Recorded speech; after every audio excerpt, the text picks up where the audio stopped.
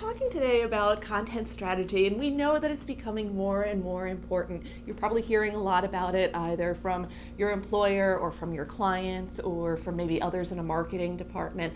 And it's become bigger and bigger over the past few years. But what we're still not hearing a lot of are really good, meaty case studies about content strategy, those lessons learned, maybe different creative applications of it that cut across the spectrum of budget and types of organization. The other thing that I feel like we're not hearing a lot about yet is really what's content strategy for you? That sort of what's in it for me factor, whether you're an information architect, a project manager, maybe a designer or a creative director, maybe a social media consultant or a search engine optimization specialist. Across that whole spectrum within the interactive discipline, content strategy fits in a lot of different ways, and you really deserve to learn, well, what's in it for you?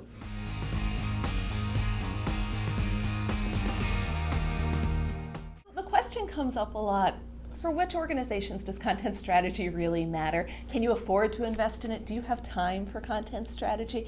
And I think more and more we realize the answer is, of course you have time for it, and of course you need to invest in it no matter your budget, maybe even in a very small way, because no matter the size of your organization, whether you're a large multinational corporation or maybe your client is a much smaller nonprofit with a really tight budget, or maybe a large governmental organization or a mid-market retailer, you're still going to be producing content, and you can't afford to not have a plan to do that, figure out a way to do that in a very sustainable manner to make sure that you have the right people and skill sets available in order to do that. For all those reasons, content strategy matters, and you can't afford to not pay attention to it.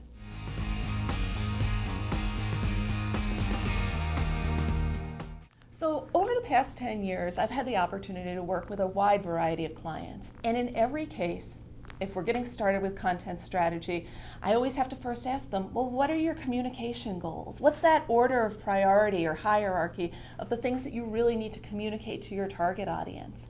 It's at that point, after we establish those communication goals, maybe document them in a message architecture, that then we can really get running with auditing their current content to see what's good and maybe where they need more content, where they need to curate and create and aggregate more content. Then we can also develop those prescriptive content guidelines, maybe editorial style guidelines and editorial calendar to guide what they're doing, whether it's on the web, across social media, in other channels, in print. It all comes back to starting with those communication goals, to starting with a message architecture. In content strategy at work, that's really the focus of Chapter 2. That's really where you can dig in and see a few different exercises that you can apply with your clients or within your company, within your marketing department, to figure out, well, what is the order of priority of our communication goals? Because you can't communicate everything all at once, whether it's in 140 characters or in the space of a homepage. So you need to make those tough decisions, and content strategy at work can really give you the tools in order to do that.